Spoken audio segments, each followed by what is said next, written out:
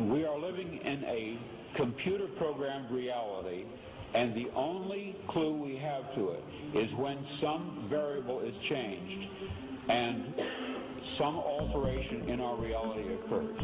We would have the overwhelming impression that we were reliving the present, déjà vu, perhaps in precisely the same way, hearing the same words, saying the same words. I submit that these impressions are valid and significant, and I will even say this: such an impression is a clue that at some past time point a variable was changed, reprogrammed as it were, and that because of this an alternative world branched off.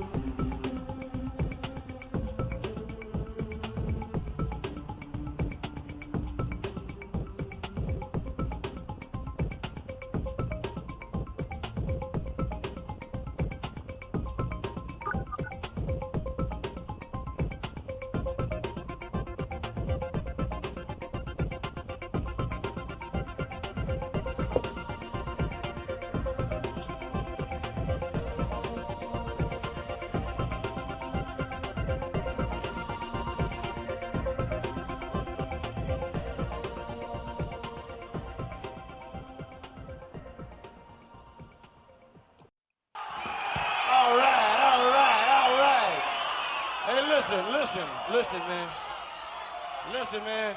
I don't know how many of you people believe in astrology. Yeah, that's right, baby.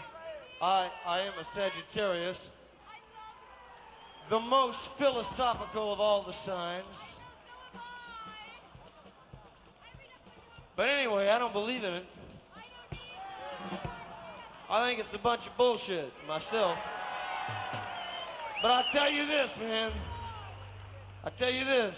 I don't know what's gonna happen, man, but I want to have my kicks before the whole shithouse goes up in flames. All right.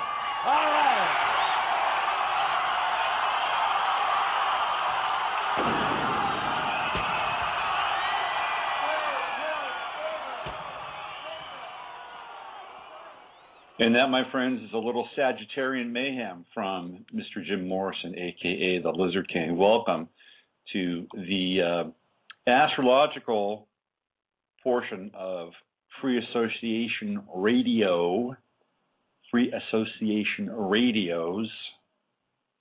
It's hard to say, at least right now it is. Segment of astrological programming, navigating the astrological matrix. I'm your host, Robert Phoenix, and I will be here for at least 2 hours, depending upon the flow, how the flow goes. If the flow is turned on and flowing, I will stay here.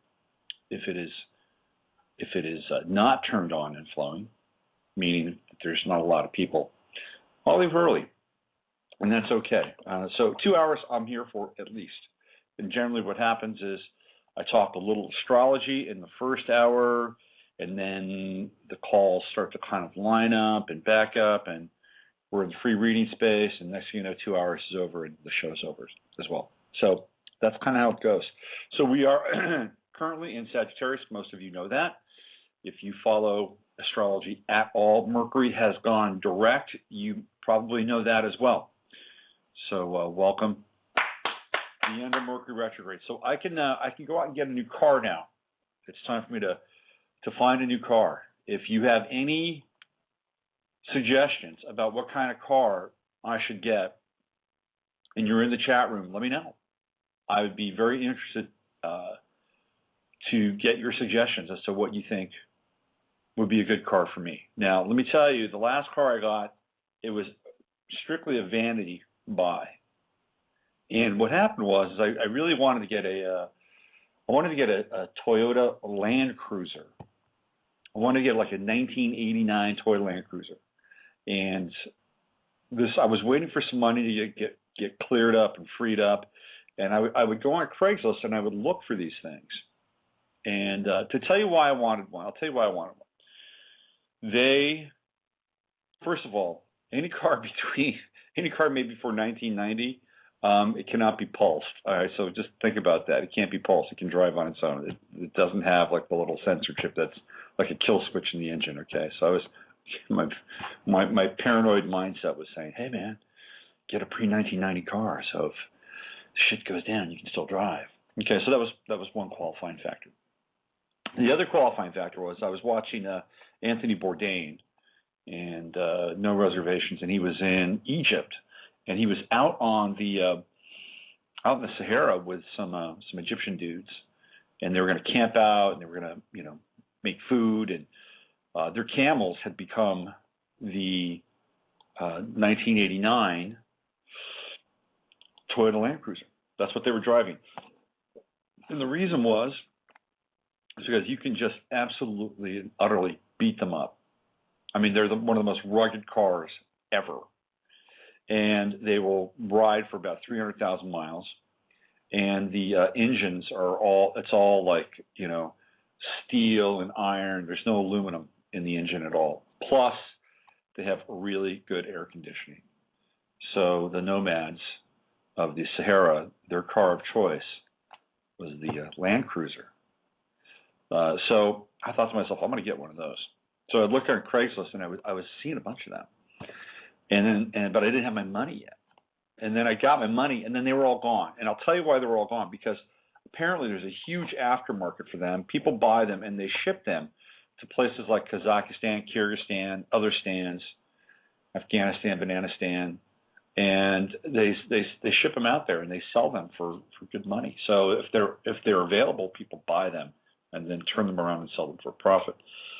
So I was watching them all go, and I was really frustrated and kind of pissed. And then there was this Range Rover, this very nice-looking Range Rover that I saw on Craigslist. It really caught my eye. Man, maybe I should get that. So I went up, I looked at it, I drove it. It was at a dealer, and I filed it away. And I'm getting to this point where I need to get a car. And so I'm looking around, and this Range Rover just won't go away. So I went to the Range Rover dealer, and I talked to the parts manager, the service manager. And I said, hey, what do you think of this particular model? It was a 95. It wasn't an 89. It's a 95 LWB, long wheelbase, nice car. And so I talked to the guy, and he said it was the best model that year in that model, best car Land Rover ever made. Like, really? He said, yeah. I said, okay, all right. Says, yeah, they'll turn $250 on you. I'm thinking, great. Well, this car had about 149, I think, when I bought it. So I'm thinking, I can get another 100,000 miles on this car. So I bought it. And the first thing that I noticed was how much gas it sucked. It was a big gas sucker. Of course, it's an 8-cylinder.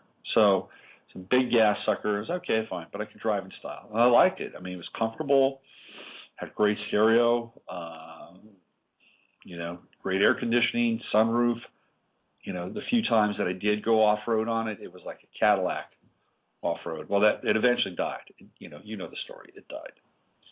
So here I am now. I'm back at square one. Mercury's gone direct, and I'm looking to purchase a new vehicle. So any thoughts coming from any of you? Not a new vehicle. A new vehicle to me, a used vehicle that's new. I'll tell you what I'm thinking about. I'm thinking about Lexus. I'm thinking about maybe an Acura, possibly a 4Runner. So Toyota. If you have any car stories out there and cars that you absolutely, utterly love, give me a shout. Okay, so we've got, let's check out the stars in the sky. Sun, 22 degrees, Sagittarius. Moon, 11 degrees, Leo. Hey, 11:22. Mercury, 3 degrees, Sag. Venus, 22, Capricorn, Mars. Mars in Virgo, 14 Virgo. Mars will be in Virgo for a long time. I think another, 8 months for Mars in Virgo.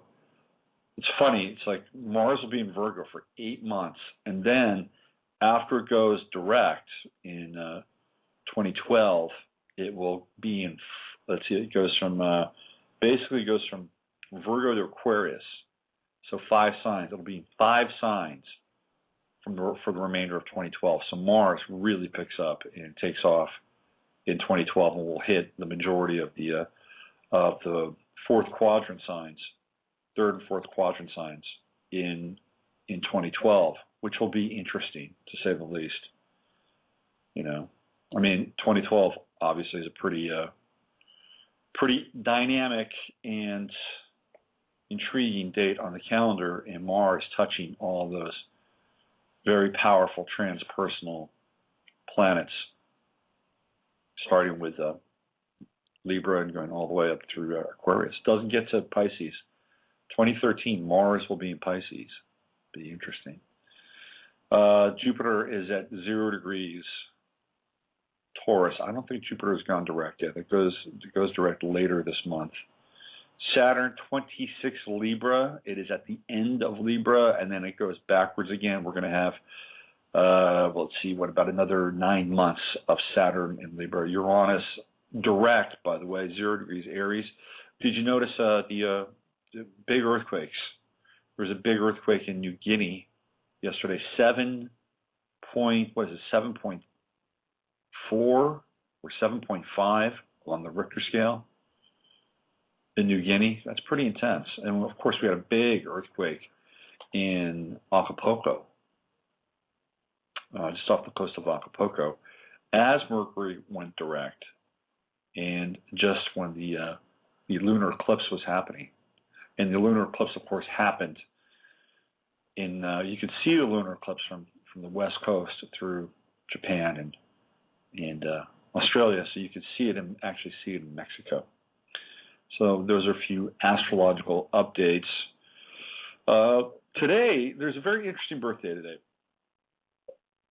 In a day where there aren't a lot of, at least superficially, where there aren't a lot of interesting birthdays,